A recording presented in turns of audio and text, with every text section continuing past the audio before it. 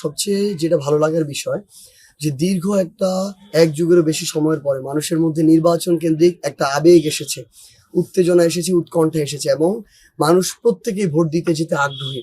মানুষজন আমরা দেখছি ঢাকা থেকে কিভাবে মানুষজন বাসে আসছে, ট্রেনে আসছে, অনেকের জায়গা থেকে যেভাবে পারছে আসছে।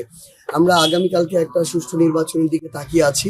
আমরা প্রশাসনের সর্বোচ্চ অ্যাক্টিভ ভাবে দেখতে চাই। লাইফ তো বেড়া দিবেই, নেবেন না? নীল মজাদার গোলমার্ক পপস, কুরমুরে বাইতে ফুরফুরে লাইফ।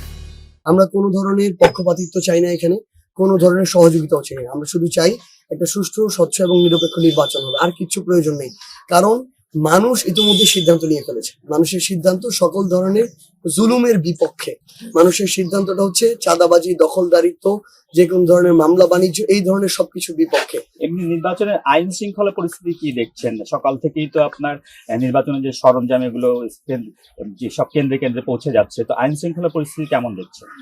এখন পর্যন্ত আইন শৃঙ্খলা বাহিনী যারা আছেন নিয়োজিত, তারা তাদের জায়গা থেকে চেষ্টা করছেন, কিন্তু লাস্ট কয়েকদিন আমরা বিগত এক সপ্তাহ ধরে দেখেছি বিএনপির স্থানীয় পর্যায়ে যারা নেতাকর্মী আছেন, তারা বিভিন্ন জায়গায়, যে জায়গায় তাদের ভোট কম, যে জায়গায় তাদের খুব একটা ভালো অবস্থান নেই, সেই জায়গাগুলোতে তারা ভয়ের একটা পরিবেশ সৃষ্টি করার চেষ্টা করেছে, হুমকি ধামকি দিয়েছে।